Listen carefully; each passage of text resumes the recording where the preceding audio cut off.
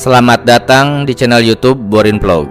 Di kesempatan ini saya akan mengisahkan sebuah kisah legenda terkait dengan Sungai Batang Sumpur.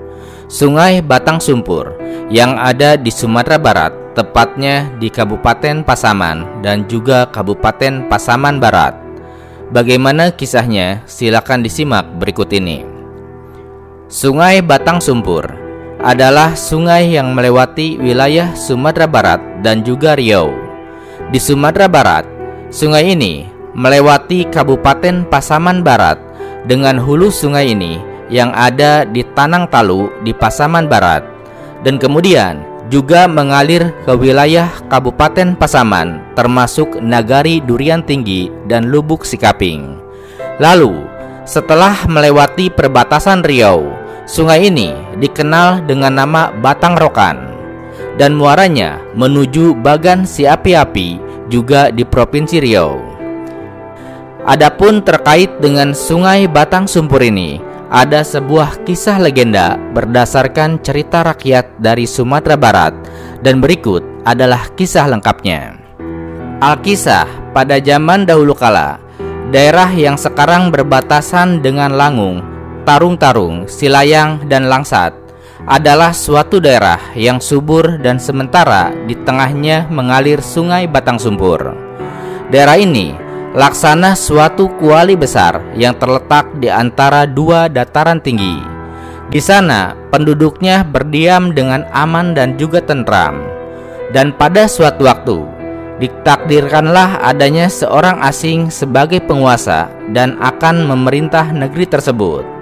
Ia datang dari kayangan, dari dewa-dewa di dunia sana. Setibanya di daerah ini, menjelma sebagai pemuda. Ia bernama Si Gulambai. Ialah yang akan memerintah daerah ini. Berbeda dengan kehidupan penduduk asli yang bertani dan juga menangkap ikan, Si Gulambai memperkenalkan sesuatu yang sama sekali baru. Ia beternak kerbau. Berkat kemahirannya dalam beternak, dengan cepat kerbaunya berkembang biak sehingga dalam waktu yang pendek jumlahnya sampai beratus-ratus ekor. Tempat pengembalaan ternaknya ini adalah di Bukit Asik, yaitu salah satu bukit di dataran perbatasan negerinya. Bukit Asik yang berpadang lalang itu penuh dengan kerbau Si Gulambai. Konon kabarnya dari sanalah bermulanya kebiasaan-kebiasaan beternak kerbau dari penduduk yang ada di sana hingga sekarang.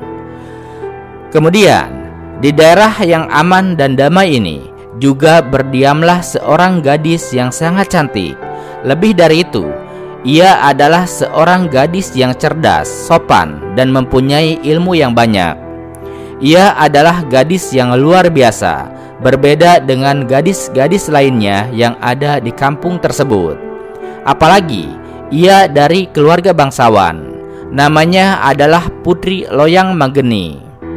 Mendengar akan gadis yang luar biasa ini, timbullah hasrat dari Si Gulambai hendak mempersuntingnya.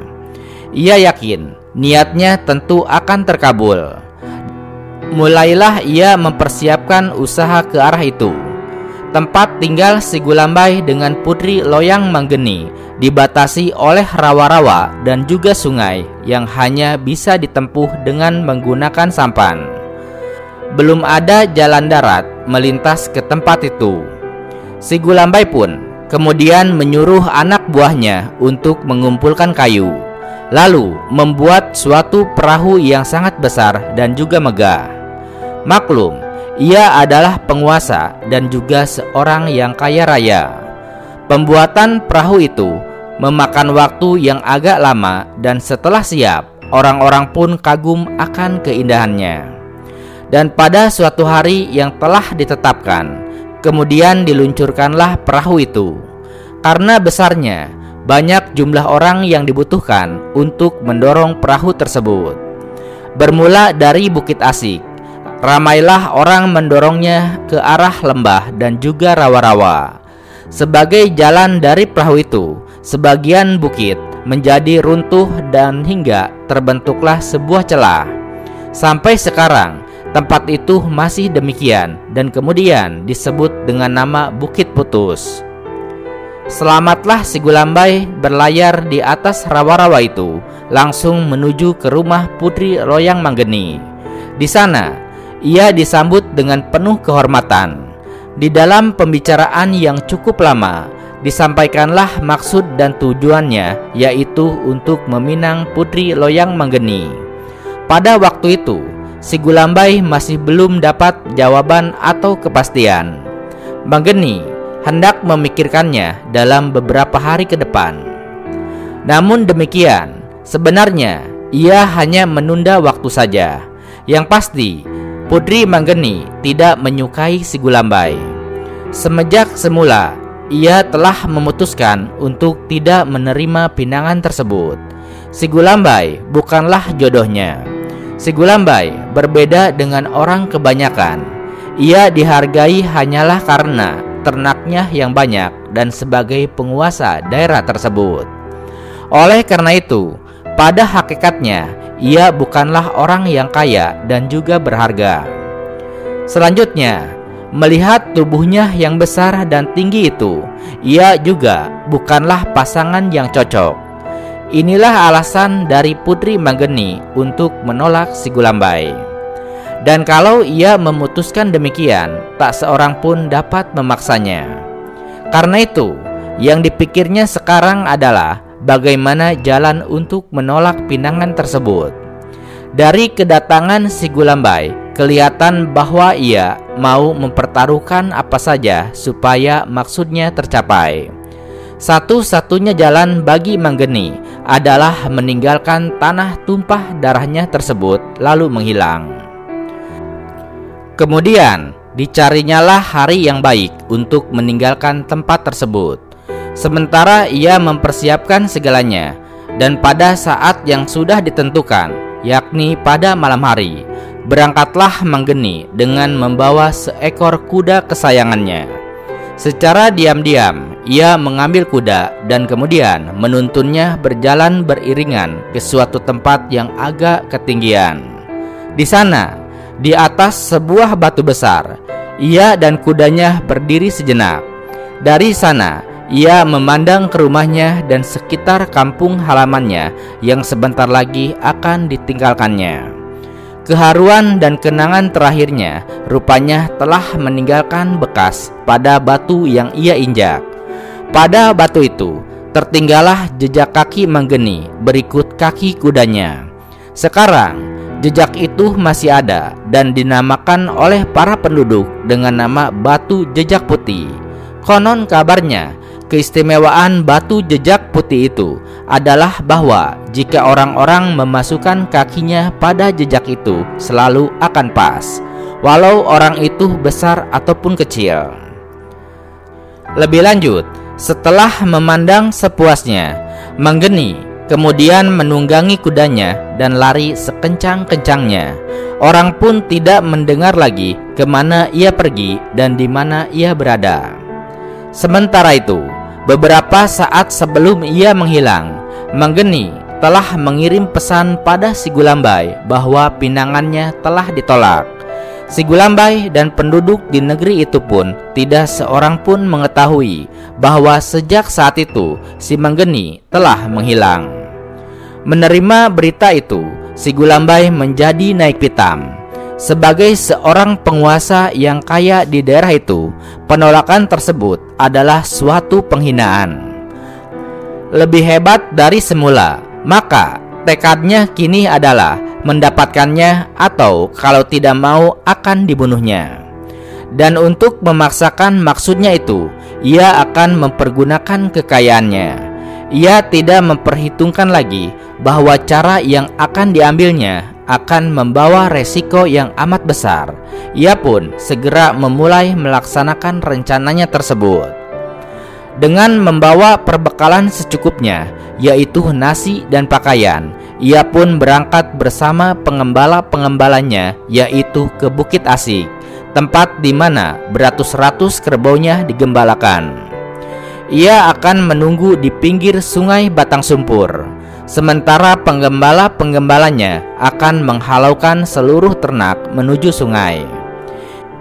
Ia hendak mengempang batang sumpur dengan kerbau-kerbau tersebut, agar daerah rendah yaitu tempat menggeni dan penduduk berdiam akan tergenang air, supaya daerah itu karam.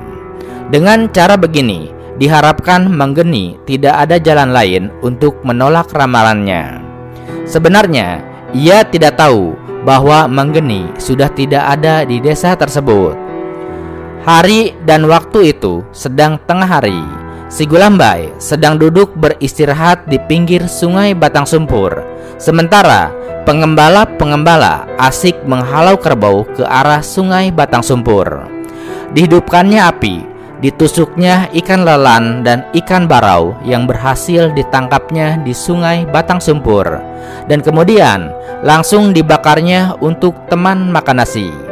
Setelah ikan matang, ia mulai membuka bungkusan nasi untuk disantapnya dengan ikan panggang yang sedang panas itu. Baru saja bungkusan nasi itu dibukanya, lalu menggelegarlah petir tunggal. Konon kabarnya bahwa anak si Gulambai yang ada di kayangan telah meninggal. Si Gulambai yang sangat terkejut itu lalu menjadi panik dan juga sadar. Ia tidak lagi memikirkan rencananya yang buruk itu. Kemudian, ia secepatnya hendak datang berjumpa dengan anaknya tersebut. Ia pun dengan segera kemudian terbang menuju kayangan tempat asalnya. Peranannya di tempat atau di bumi telah berakhir kini. Di sisi lain, ternyata petir tersebut juga telah menyebabkan harta si Gulambai menjadi musnah. Bungkus nasinya telah menjadi batu. Sampai saat ini masih bisa dilihat dan dinamakan oleh para penduduk dengan nama batu bungkus nasi. Begitupun dengan bungkusan kain si Gulambai juga menjadi batu. Sekarang dapat dilihat dengan nama batu lipat kain. Sedangkan kerbau yang beratus-ratus itu, yang sebagian telah sampai dihalau di sungai Batang Sumpur, telah menjadi batu juga. Dan hingga saat ini terlihat batu besar bertebaran di sebagian sungai Batang Sumpur, dan sebagian lainnya ada di Bukit Asik, yang semuanya adalah kerbau-kerbau si Gulambai yang telah membatu. Sementara itu, dengan bunyi petir itu, ikan lelan dan ikan barau yang telah dipanggang si Gulambai menjadi hidup kembali, dan kemudian langsung turun kembali ke sungai Batang Sumpur. Rupanya si Gulambai memanggang ikan lelan dengan posisi membujur, sehingga hangus sepanjang badannya. Sementara ikan barau dipanggang melintang, sehingga hangus melintang badan. Sebagai akibatnya, sampai sekarang kita dapat lihat bahwa pada ikan lelan ada tanda hitam memanjang di badannya. Adapun pada ikan barau melintang hitam di badannya. Demikianlah cerita si Gulambai yang meninggalkan bekas-bekas yang dapat dilihat hingga saat ini, khususnya di sekitar sungai Batang Sumpur.